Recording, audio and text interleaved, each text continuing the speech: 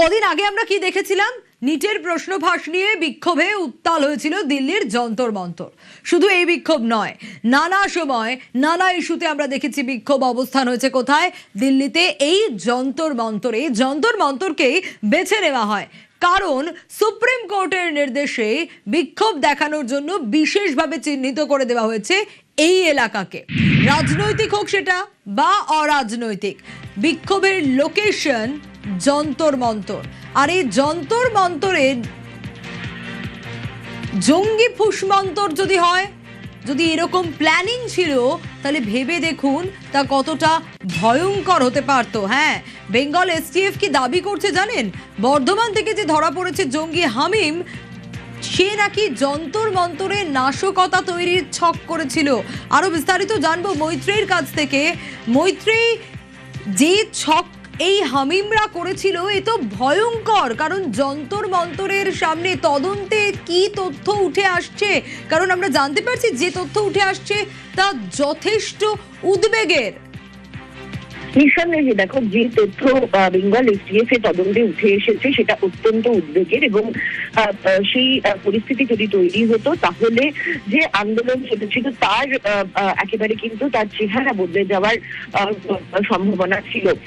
তার কারণ যেটা বেঙ্গল এসটিএফ এর তরফ থেকে জানানো হয়েছে যে এই জঙ্গিরা এদের উদ্দেশ্য ছিল দিল্লির যন্তর মন্তরে যখন বিক্ষোভ চলছে সেই সময় পুলিশের উর্দি পরে ভিড়ে মিশে গোলমাল পাকানোর ফলে একবার আমরা দেখেছি যে পুলিশের তরফ থেকে পুলিশের মিশে থাকা এবং পুলিশের বিরুদ্ধে একাধিক অভিযোগ উঠছে। এবং যে পুলিশের উর্দি পরে স্বাভাবিকভাবেই নাশকতা চালানোর ছক ছিল তাদের, তাহলে তো বহু মানুষের প্রাণহানি হতে পারত। নাকি পুলিশের উর্দি পরে বিক্ষোভকারীদের প্ররোচনা দেওয়ার?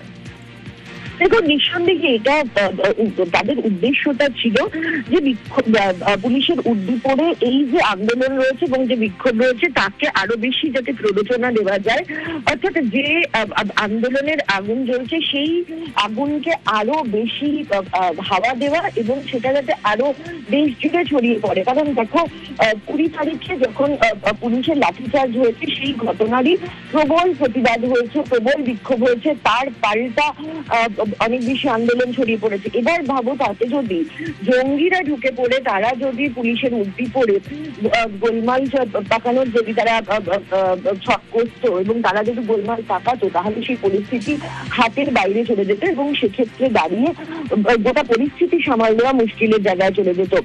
একাধিকবার আমরা এর আগে দেখেছি যে দিল্লি পুলিশের তরফ থেকেও কিন্তু বারবার বলা হয়েছে যে বিদেশি শক্তির বিদেশের বাইরে থেকে, দেশের বাইরে থেকে প্ররোচনা দেওয়ার চেষ্টা করা হচ্ছে, এবং সেটাই কিন্তু এখানে হাতে কলমে প্রমাণ এই বেঙ্গল এসটিএফ এর হাতে এখন উঠে এসেছে হামিম মন্ডলকে গ্রেফতার করার পর, এবং সেখান থেকে এই খবর, এই বিষয়টা স্পষ্ট হয়ে যাচ্ছে। বেশ মৈত্রী, দিল্লিতে যে আমাদের যে যন্তর মন্তরে যে রিসেন্টলি স্টুডেন্ট প্রোটেস্ট হলো, সেখানে দে ওয়ার আস্কিং হিম কি ও পুলিশ ইউনিফর্ম কোনো মতো অ্যারেঞ্জ করে ওখানে গিয়ে একটা কোনো নাশকতার একটা প্ল্যানিং ছিল, কোনো একটা ডিস্টারবেন্স ক্রিয়েট করার প্ল্যানিং ছিল।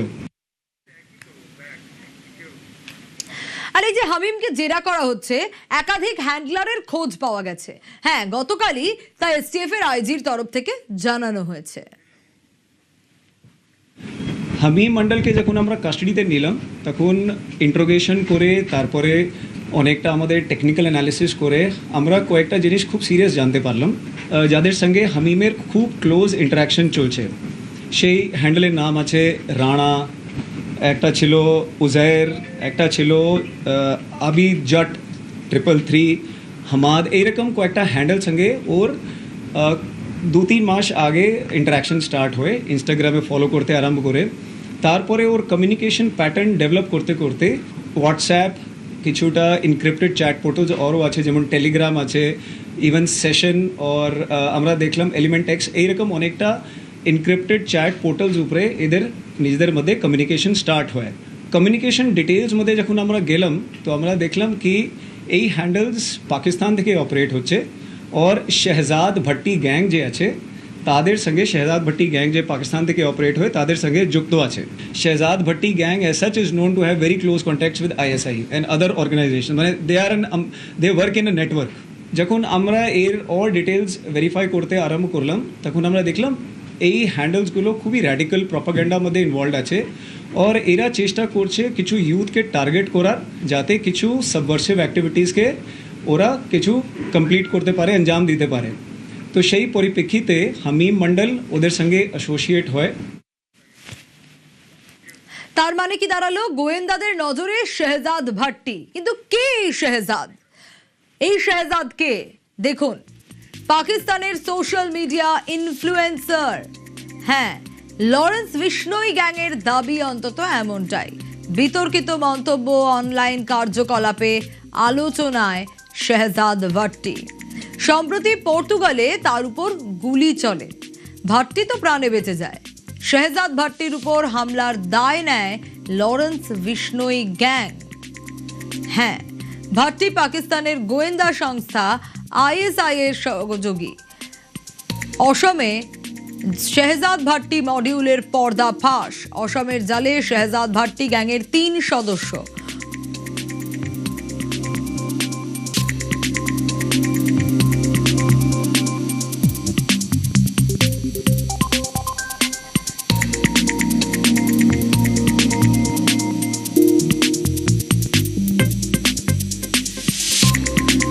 উত্তরপ্রদেশে শেহজাদ ভাট্টি গ্যাং যোগ সন্দেহে গ্রেফতার বাংলায় শেহজাদ ভাট্টি কানেকশন জঙ্গি হামিমের সঙ্গে শেহজাদ ভাট্টি গ্যাংয়ের যোগ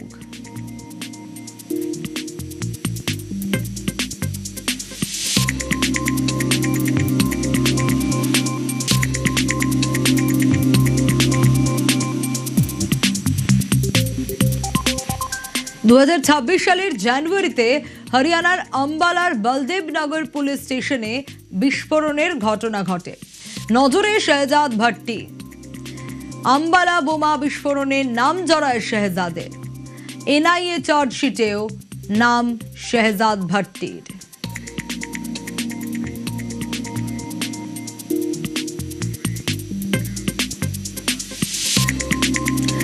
শেহজাদ ভাট্টি মডিউলের সঙ্গে যুক্ত খালিস্তান আর্মড ফোর্স বা KF Punjab sovereignty alliance Khalistan liberation army Shere Punjab brigade united Sikh brotherhood Sikh tigers of Khalistan Tehriki Taliban Hindustan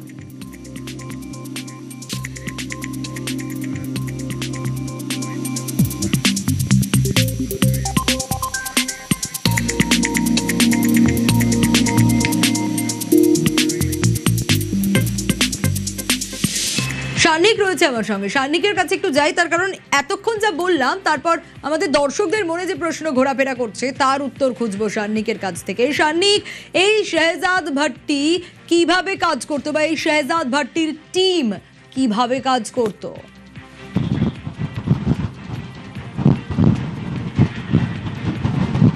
দেখো সন্ত্রাসবাদীদের একাংশ তাদের যে এই মগজ ধোলাইয়ের প্রক্রিয়া তারা যেভাবে সম্পন্ন করে সেগুলো সম্পর্কে আমাদের যে চলতি ধারণা রয়েছে তার অনেকটা বাইরে গিয়ে কাজ করতো এই শেহজাদ ভাট্টি শেহজাদ ভাট্টির ব্যাকগ্রাউন্ড যেমনটা তুমি বলছিলে তার সঙ্গে একটু যদি অ্যাড করি তাহলে 2013 সালে তার বিরুদ্ধে পাকিস্তানে বেশ কিছু মামলা ছিল তারপরে সে 2015 সালে পাকিস্তান ছেড়ে সংযুক্ত আরব আমিরশাহিতে সে চলে যায় সেখানে গিয়ে সে নিজেকে ব্যবসায়ী পরিচয় দিয়ে সেখানে বেশ কিছু ব্যবসার সঙ্গে সে নিজেকে যুক্ত করে এবং সেখানে সে ব্যবসার পাশাপাশি সে সোশ্যাল মিডিয়া ইনফ্লুয়েন্সার হিসেবে আস্তে আস্তে আত্মপ্রকাশ করে 2018 সাল থেকে সে সেখানে একজন জনপ্রিয় টিকটকার এবং সে পাকিস্তানের যে তার অরিজিন সেইটাকেই কিন্তু সে তার টিকটক অ্যাকাউন্টের মাধ্যমে সে বারংবার প্রকাশ করে এখনকার কথা যদি বলি প্রায় 3.5 মিলিয়ন ফলোয়ার তার টিকটক অ্যাকাউন্টে রয়েছে সেই টিকটক অ্যাকাউন্ট থেকে মূলত ভারত বিদ্বেষী বিভিন্ন কন্টেন্ট সে শেয়ার করে থাকে এবং সেই টিকটক অ্যাকাউন্টে তার যে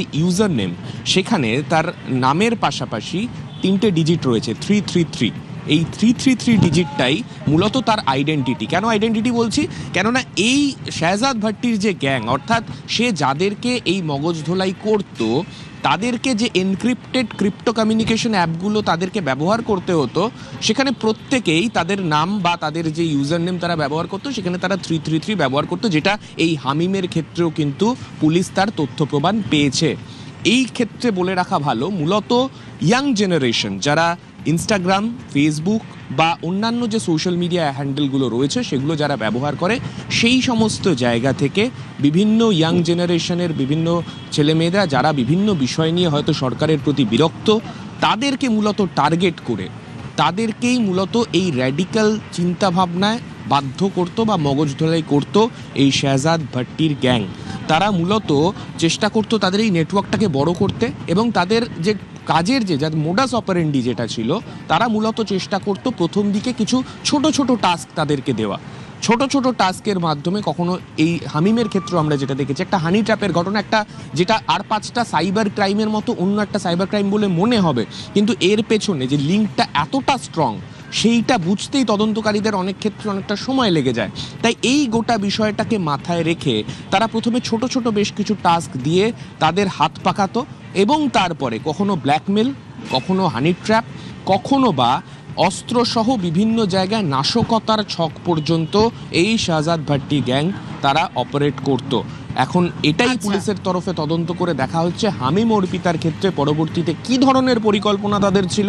কিন্তু সাম্প্রতিক অতীতে যদি তাকানো যায়, দিল্লি, মুম্বাই, হরিয়ানা সহ একাধিক রাজ্যে বিভিন্ন নাশকতার ঘটনায় এই শেহজাদ ভাট্টির গ্যাংয়ের কিন্তু নাম জড়িয়েছে। তাই এই ব্যাপারটাকে মোটেই ছোট করে দেখতে চাইছেন না এসটিএফ এর তদন্তকারী আধিকারিকরা।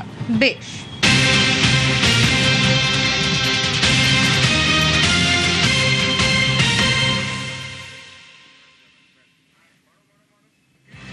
আর এই হামিম মন্ডলকে রাতভর জেরা করা হয়। হামিমকে জেরা বেঙ্গল এসটিএফ এর। মোবাইল থেকে মেলা তথ্য নিয়ে জেরা। আরো বিস্তারিত জানাতে পারবে অনুপ রয়েছে আমার সঙ্গে।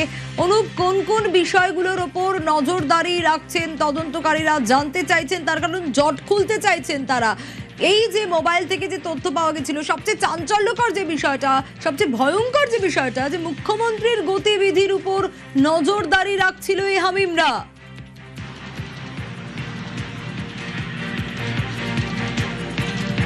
একেবারে একাধিক তথ্য পাওয়ার জন্যই বেঙ্গল এসটিএফের পক্ষ থেকে ইতিমধ্যেই হামিম মন্ডল তাকে রাতভর জিজ্ঞাসাবাদ করা হয়। বেঙ্গল এসটিএফের পক্ষ থেকে একাধিক তথ্য তাকে জানতে চাওয়া হয়। তার মোবাইল ফোনে যে তথ্য পাওয়া গেছিল এবং দেখা যাচ্ছিল তার যে বান্ধবী অর্পিতা সরকারের সঙ্গে একাধিক চ্যাট পাওয়া গেছিল, এবং এই চ্যাট পাওয়ার পরবর্তী ক্ষেত্রে কাদের কাদের সঙ্গে কিভাবে যোগাযোগ রাখছিল এবং একাধিক ব্যক্তিকে হানি ট্র্যাপে ফেলে কিন্তু অপহরণ করার এই গোটা যে পরিকল্পনা থেকে শুরু করে এই বিষয়টি কিন্তু স্পষ্ট তিনি করাচ্ছিলেন। এই সময় তথ্য তার মোবাইল থেকে পাওয়ার পরবর্তী ক্ষেত্রে ইতিমধ্যে বেঙ্গল এসটিএফের পক্ষ থেকে রাতভর হামিদ মন্ডল তাকে জিজ্ঞাসাবাদ করা হয়েছিল। এই যে গোটা যে ঘটনা, অর্থাৎ এখনো পর্যন্ত তথ্য উঠে আসছে নিউ টাউনের যে চিনার পার্কের যে বাড়িতে মুখ্যমন্ত্রী শুভেন্দু অধিকারী থাকেন, সেখান থেকে কখন বেরোচ্ছেন বা কখন যাচ্ছেন, তার যে গোটা গতিবিধি, এই সমস্ত কিছুই কিন্তু একেবারে তিনি নজর রাখছিলেন। এই সমস্ত তথ্য যখন হামিদের কাছে পাওয়া গেছিল, এর পরবর্তী ক্ষেত্রে কি উদ্দেশ্য ছিল এবং সেই তথ্য কিভাবে কোন হ্যান্ডলারের মাধ্যমে কার কাছে পৌঁছানোর কথা ছিল, এই সমস্ত তথ্য যাচাইয়ের জন্য রাতভর একেবারে হামিমকে জিজ্ঞাসাবাদ করা হয়। এই হামিমের থেকেই জিজ্ঞাসাবাদে কিন্তু আরো তথ্য পাওয়ার চেষ্টা করছে বেঙ্গল এসটিএফ, সেই কারণেই রাতভর তাকে জিজ্ঞাসাবাদ করা হয়েছে। অন্যদিকে তার মোবাইল ফোনে যে একাধিক চ্যাট পাওয়া গেছিল অর্পিতা সরকার তার যে বান্ধবীর সঙ্গে কথোপকথনে, সেই চ্যাটেও কিন্তু একাধিক যে সমস্ত নাম্বার পাঠানো হয়েছিল, একাধিক কথোপকথন হয়েছিল, এবং তার মাধ্যমে কিন্তু হানি ট্র্যাপের মাধ্যমে কিন্তু অন্য কাউকে কথোপকথন থেকে শুরু করে তাকে অপহরণ, এই গোটা বিষয় কিন্তু তাকে দিয়ে করানো হতো। এই তথ্য পাওয়ার জন্য কিন্তু একদিকে হামিদ মন্ডল, অন্যদিকে তার বান্ধবী অর্পিতা সরকার, যাকে গ্রেপ্তার করা হয়েছে বেঙ্গল এসটিএফ পক্ষ থেকে, তাদেরকে মুখোমুখি বসিয়ে জিজ্ঞাসাবাদ করাবে। তার আগে হামিদ মন্ডলকে দফায় দফায় বেঙ্গল এসটিএফ পক্ষ থেকে জিজ্ঞাসাবাদ করা হয়েছে। জট খুলতে চাইছেন তদন্তকারীরা। বেশ অনুপ,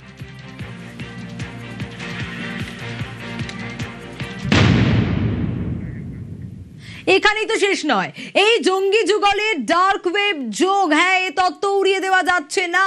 অবৈধ এলিমেন্ট এক্স অ্যাপ ব্যবহার আর অবৈধ অ্যাপেই হামিম অর্পিতা যোগাযোগ। রনক রয়েছে আমার সঙ্গে, রনকের কাছ থেকে জানতে চাইবো। রনক, একের পর এক কীর্তি তাদের আমরা দেখছি।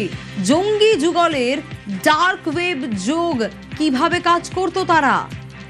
দেখো, একেবারে এলিমেন্ট বলেই যে অ্যাপটির নাম সামনে আসছে, এই অ্যাপটিকে কিন্তু জাতীয় নিরাপত্তার স্বার্থে 2023 সালে কেন্দ্রীয় সরকারের তরফ থেকে ব্লক করা হয়েছিল। সেই সময় গোয়েন্দা সংস্থার দাবি ছিল যে জম্মু কাশ্মীরের জঙ্গি ও তাদের সহযোগীরা এই অ্যাপগুলির মাধ্যমে কিন্তু যোগাযোগ করত, এবং দেখা যাচ্ছে যে এই অর্পিতা এবং হামিম তারা কিন্তু এই এলিমেন্ট এক্সকেই ব্যবহার করতো তাদের প্রত্যেক দিনের যোগাযোগের জন্য। এবং শুধু তাই নয়, এই চ্যাট বক্সেই তৈরি হতো অপরাধের ব্লুপ্রিন্ট, কাকে টার্গেট করা হবে, কোথায় যেতে হবে, এবং যাবতীয় তথ্য আদান প্রদানের জন্য কিন্তু তারা এই অ্যাপটিকেই ব্যবহার করত, যে অ্যাপকে আগে থেকেই কেন্দ্রীয় সরকারের তরফ থেকে নিষিদ্ধ করা হয়েছিল।